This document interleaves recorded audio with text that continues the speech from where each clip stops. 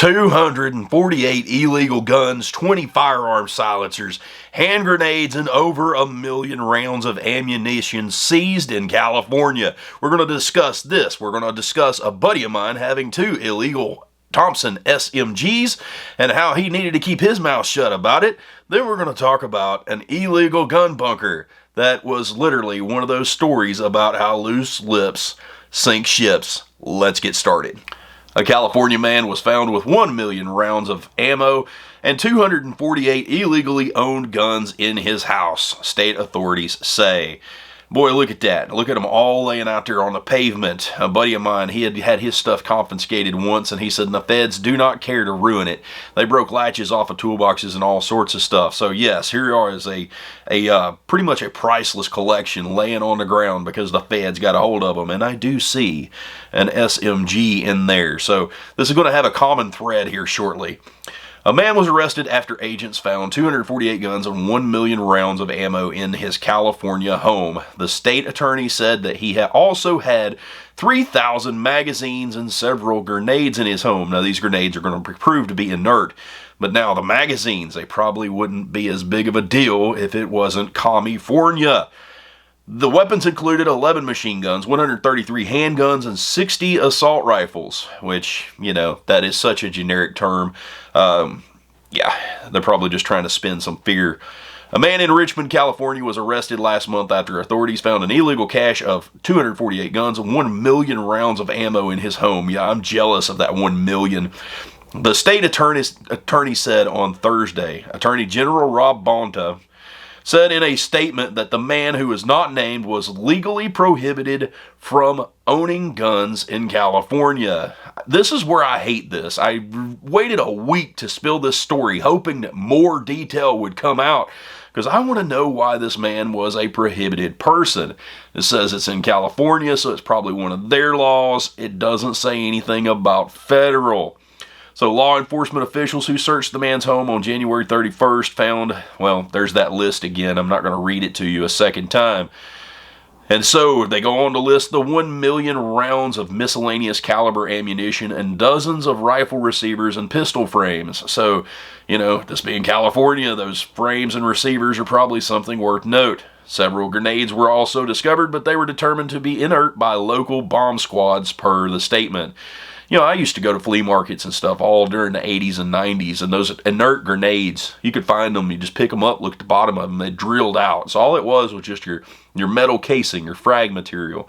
And so I'm kind of betting from that, because I don't see that many of those inert grenades floating around anymore, kind of drawing a conclusion that this guy probably had been collecting this stuff, you know, pretty early. He might have even been pre-86, the Hughes Act.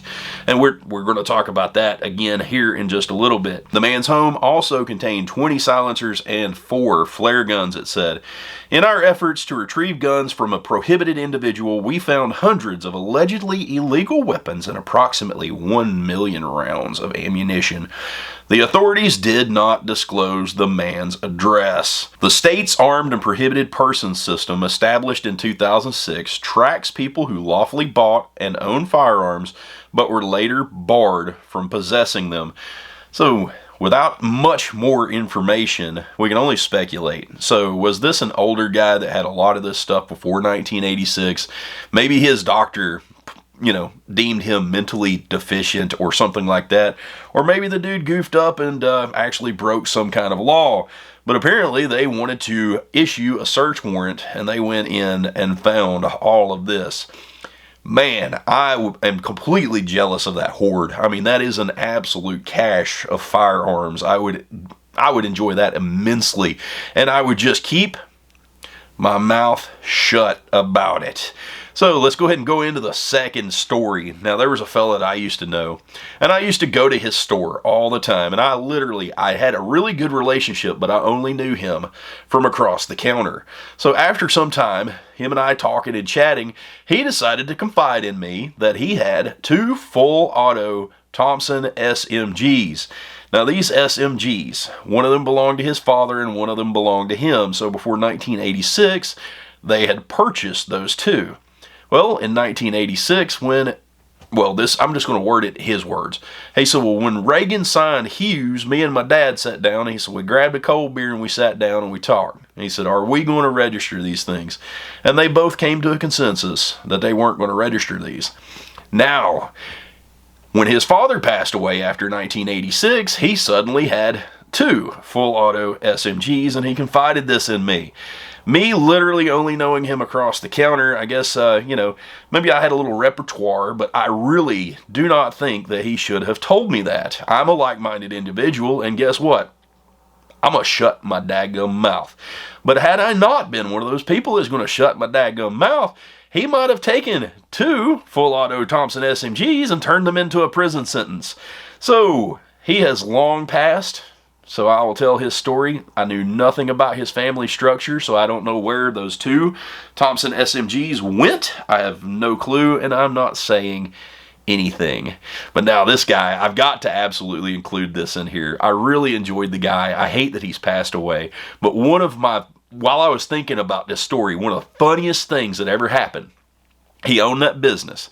And now off in the one side, he had some really techie guys, some really intelligent, skilled people. And then of course, with most places, most businesses, you can have a job where you can literally take somebody off the street, right? Take them off the street. It's just a very simple, monotonous job. They don't have to think a lot, just simple job. So I walked into the store one day, and I'm sitting there waiting on something, they're bringing me a part out. And he comes up and he says, hey, Patrick. And he was whispering, but I have to talk loud enough for the microphone. He says, hey, Patrick. He says, if you look back here, he said, my new guy. He said, for some reason, this guy just cannot keep his finger out of his nose. He said, he's came to work every day. He's always on time. He leaves when he's supposed to. He's great. He said, but he cannot keep his finger out of his nose for 10 minutes. He said, so watch him. So I'm sitting here, I'm like watching, and he takes and he's like, 10, 9, 8, 7. So me watching, I look over at the guy, and sure enough, the guy goes bonk, sticks that finger straight up that nose. Oh my God, it was so hilarious. And he takes and he says, hey man, I think that's where he keeps his thinking button. So yeah, just gonna just share with you one of the old funny stories from this guy. And rest in peace. I really enjoyed that guy. Just a couch at a place in the suburbs. No, not by a long shot. Oh, wow. The police reaction. Seeing the secret entrance revealed to a gun lover's treasure trove. Officers finding a range of weapons at the property, handguns, shotguns, more than 1,000 rounds of ammunition, plus a workbench equipped to modify firearms. Even an underground shooting range, complete with pulley system to set the target. A bunker, an underground shooting range, an arsenal of high-powered firearms right in suburban Perth. It's just incredible. The stash also included a .50 caliber rifle with ammo, a weapon designed to penetrate armoured vehicles, even buildings. We also found a suppressors, which are like a silencer. That's illegal. Body armour, illegal. Unsecured ammunition and unlicensed ammunition, illegal. Across Australia, it's the fear of police that guns like these can and do end up in criminal hands. My heart sinks every time I see a firearms burglary where more than 10, sometimes 20 and 30 firearms are being taken from a house. The bunker builder, there in the orange shirt, former professional fighter David Iceman Letizia, pleading guilty to several firearms charges. He was fined just over $3,000 with the weapons destroyed. He's also been charged with building it without council approval. Paul Kadak, 7 News. As a red-blooded American, that gun bunker makes me jealous. I'm going to have to replicate this myself. I first covered this story about a year ago, and it has been stuck in my mind ever since. I guess all I need to do is get to excavating. But now this story here is one of those perfect examples of loose lips sinking ships. You'll see that here shortly. So, police uncover hidden gun bunker in Perth suburban home. This is in Australia again. The discovery of a secret underground gun bunker in suburban Perth home is one of the incidents that has led the state government to outlaw long-range firearms from July 1. So one bad apple ruins it for all of them. That stupid government just probably was looking for a reason. But WA Police, Western Australian Police, uncovered the bunker in the Perth Hills suburb of High Wycombe in mid-22 after a tip-off. Tip-off, loose lips, sink ships. If you're going to have cool stuff, don't tell anybody about it, or if you do, don't piss them off. The moral of the story is, if you have something cool, keep your nose clean, keep your mouth shut, and enjoy it in privacy. Y'all have a wonderful day. I love you.